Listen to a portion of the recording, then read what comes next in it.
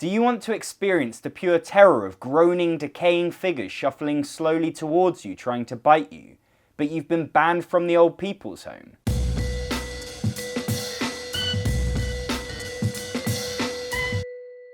Welcome to Actualol. I'm John Perkis, and today I'm comparing 5 of the most popular zombie board games in existence to help you decide which one is right for you.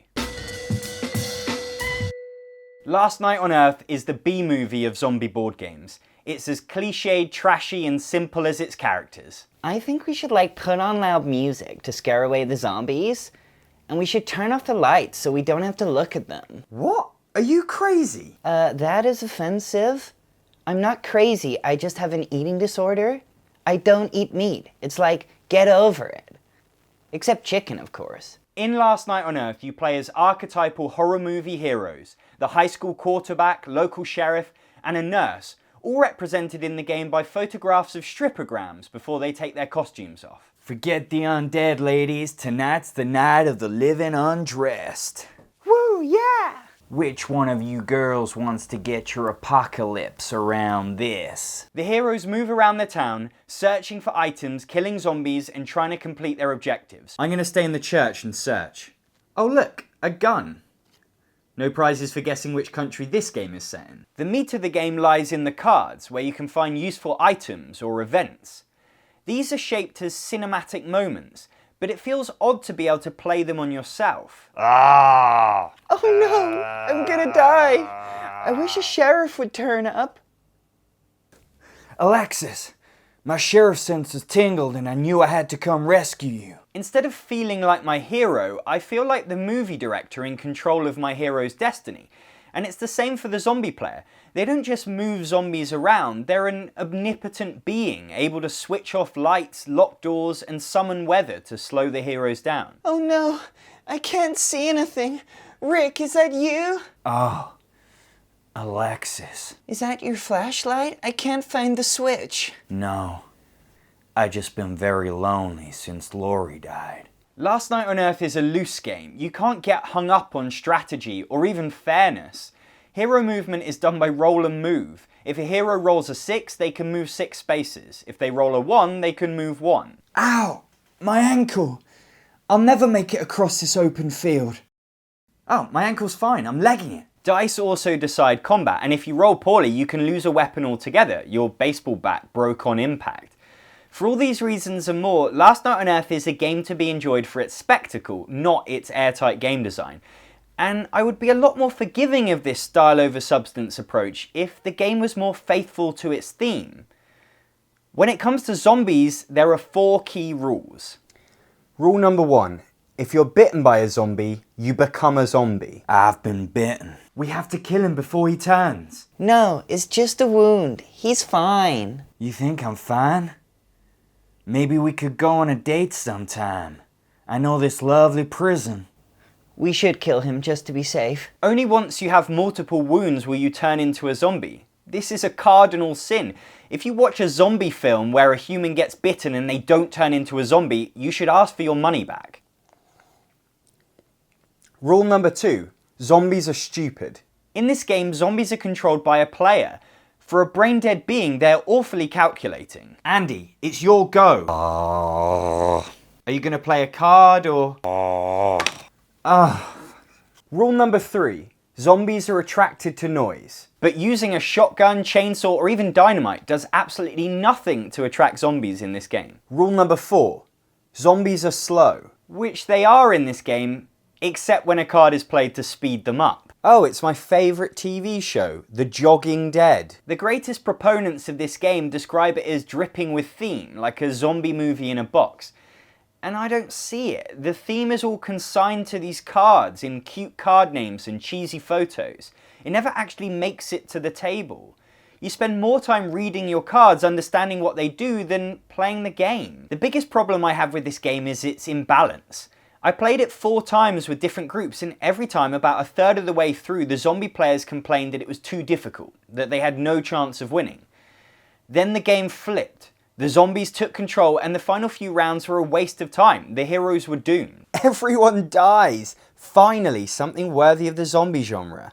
If you have some sympathy for Camp B movies, then you might find some joy here. And it does offer something different with its team versus team experience. For a long time, Last Night on Earth was the zombie board game worth getting. But thankfully, some better games have come along recently, and I'll be talking about them in this very video. If zombie fiction has taught us anything, it's that when the zombie apocalypse comes, we can expect lots of death, a fair amount of gore, and a metric ton of arguments. You have to kill more walkers if we're gonna survive. They're not walkers, Rick, they're zombies.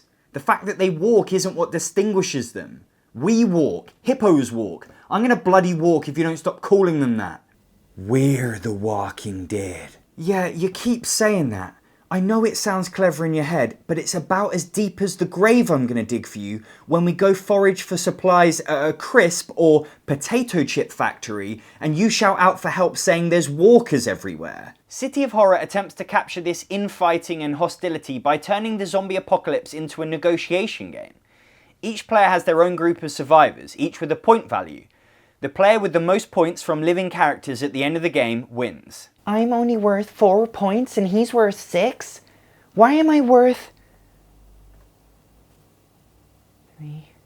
Why am I worth less points? Each city location offers a special ability to the players who have a character there.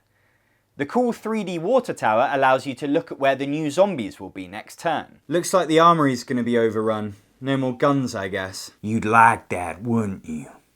It's our constitutional right to bear arms. Did you just say constitutional? No, I did not. You best not be making fun of the Second Amendment of the United States of America. If there are too many zombies at a location, someone there has to die. The players who have a character there must vote. You can form alliances to vote in unison or bribe players with cards or future promises. Why are you voting for me? He uses 3 syllables to say the name Carl. Negotiation fits the zombie apocalypse perfectly.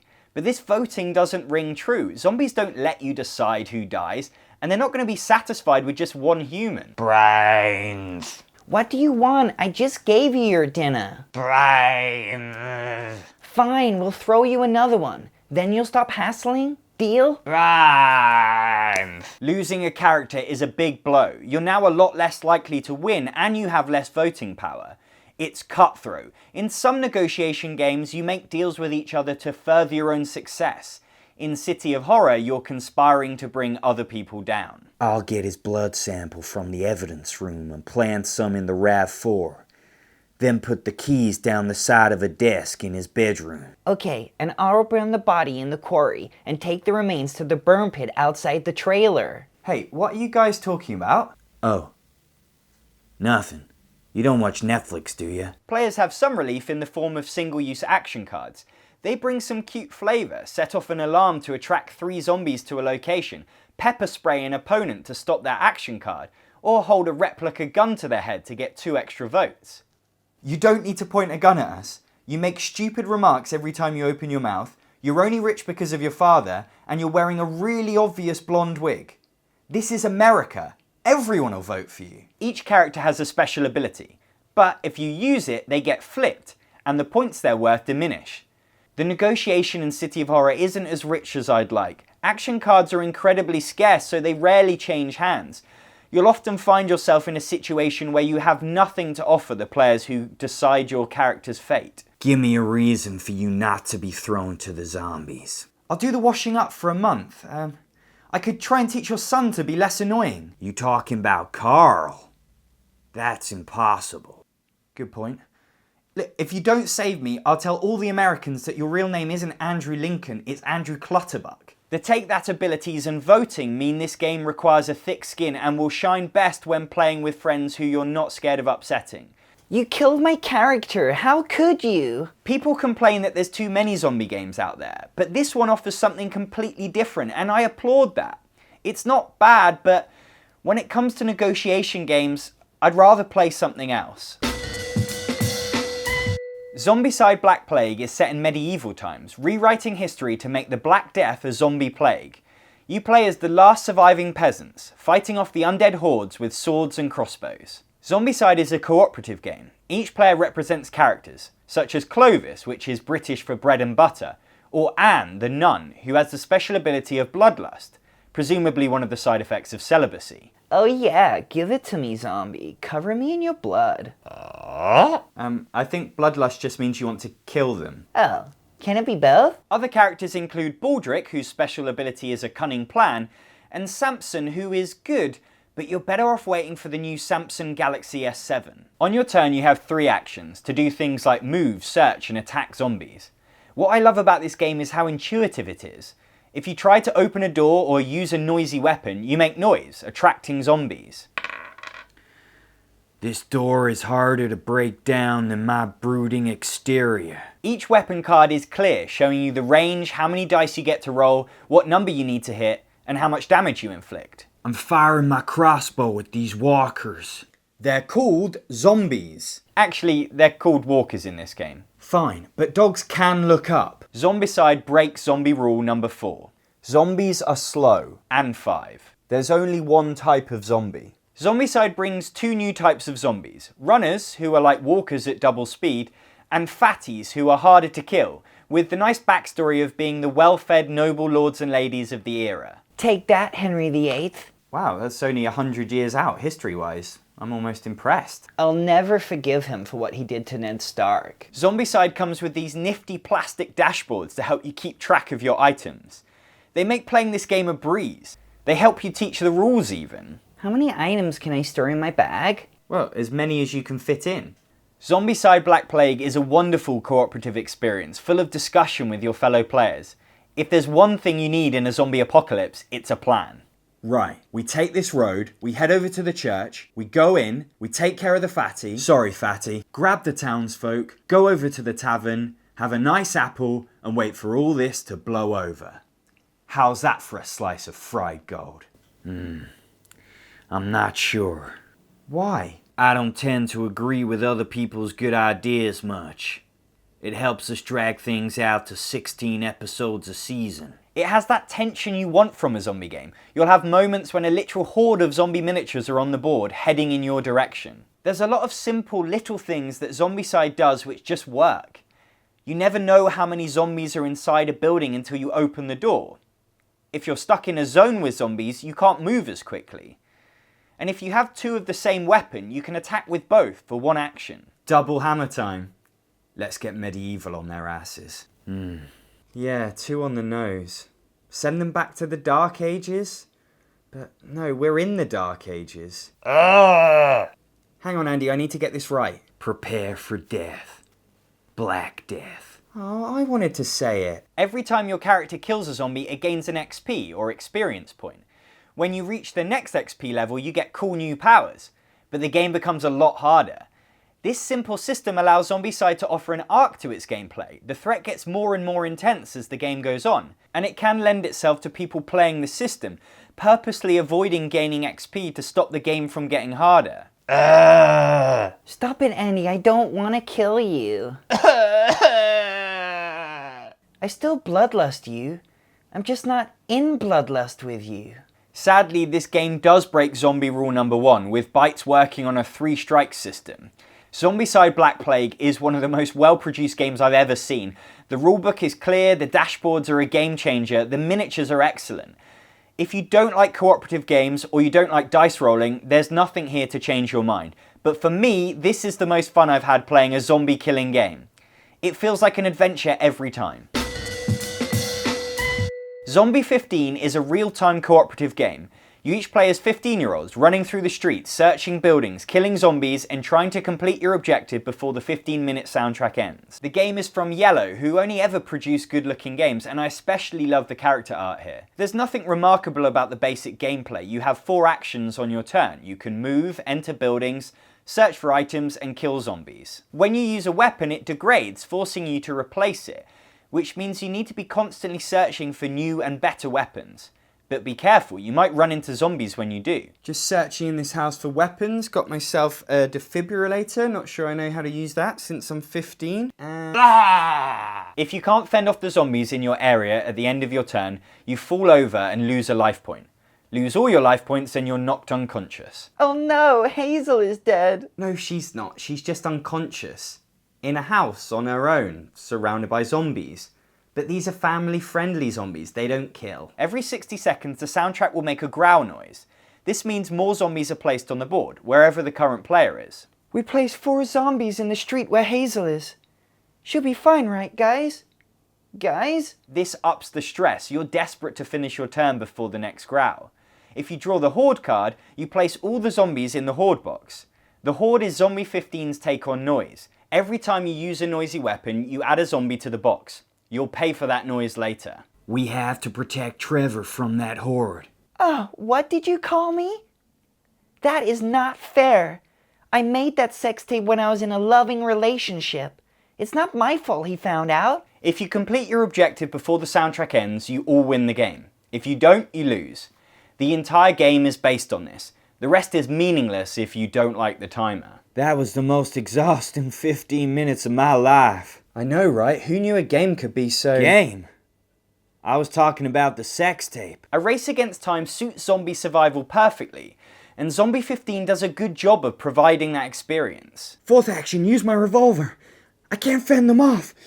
I can't fend them off. I can't fend them off. Rick. I can't fend... Rick, the game's over. However, half the time is wasted doing the admin of the game.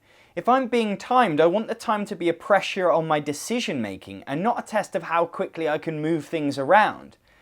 And the decisions themselves are fairly obvious. You move towards an objective and kill and search when you need to. And when time is of the essence, I wish there was a better way to keep track of ammo than using fiddly little markers. Fire at the zombies, 1 less ammo. Oh no, I've dropped my clip. Ah! No, I didn't know this was a dexterity game. The ultimate question with time games is how often will I want to play them? They're stressful and you have to be in the right mood. The short playtime helps, but with setup, Zombie 15 is not a filler game. I'm not really in the mood for the apocalypse today. It's too stressful. I'm gonna take time out and work on my new fashion blog. I wouldn't be seen undead in it. If you like the sound of a zombie game with a timed element, then you absolutely should check out this game. It looks great, has a neat twist on the usual theme, and with 15 scenarios you get a lot in the box. As for me, I can't fault it for what it is, I'm just not sure what it is right for me. The best zombie stories are not about zombies, they're about the survivors and how they deal with the situation. All walks of life forced together, exploring the depths that humanity can sink to. Dead of Winter is a board game that understands that more than any other. I'm so hungry. What are you doing? Nothing? Oh my god. Are you playing Monopoly? Yes, but I can explain. I know the world is ending, but you still have your dignity. Or at least you did. In Dead of Winter, you each have your own group of survivors. I have Alexis Gray. She's got super cute glasses. She's pairing her lipstick with her gloves. And her bangs are like goals. And she's a librarian. Ugh, gross. Oh my god, is that a book she's hugging? I thought it was her eyeshadow palette. You have 2 goals. The first is to complete the main objective together with the other players. Your second, secret objective, is only for you. I'm a historian. I need at least 2 book cards in my hand at the end of the game. What is wrong with you, Alexis? You think that hot fireman Gabriel Diaz is gonna point his hose in your direction if you're reading about history? Much like in a cooperative game, if the morale drops below 0, you all immediately lose. But one player may be a betrayer working against the group, who only wins if the morale drops to 0. I'm a serial killer. I need 5 survivors to die? Yeah, the first 5 girls that look at my darling Diaz. Everyone's personal objectives and the threat of a potential betrayer creates a brilliant atmosphere of mistrust and secrecy. The board represents the colony and there are 6 outer locations that characters can visit to search for useful items. Weapons, food, medical supplies, gasoline. The threats in this game are many and brutal. Each round there's a crisis which demands players contribute cards to resolve, and supplies are scarce. It also gives the betrayer an opportunity to sabotage by adding in the wrong cards. Let's see. Food. Food. Good. Who put this book in here? You've contaminated the food, Charles Dickens. It wasn't me. Stop bringing your books to our country. We don't need them. We got our own books. They're called television. But isn't Alexis a librarian? A cheerleader would never read a book, and you know it. Don't get attached to your characters. If there's ever not enough space for a new zombie to be placed, then a human will die.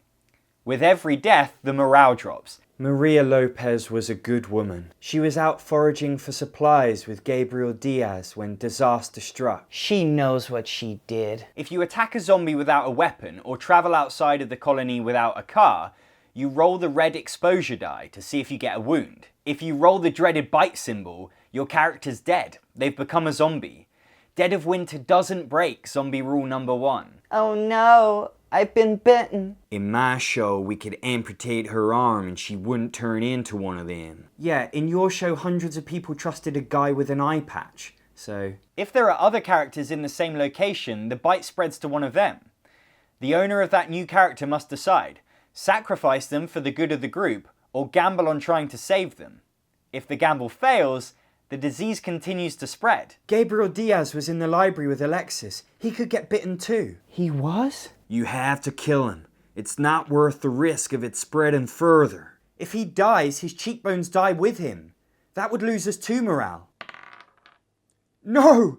Gabriel! This is a brilliant part of the game that captures the zombie genre dilemma.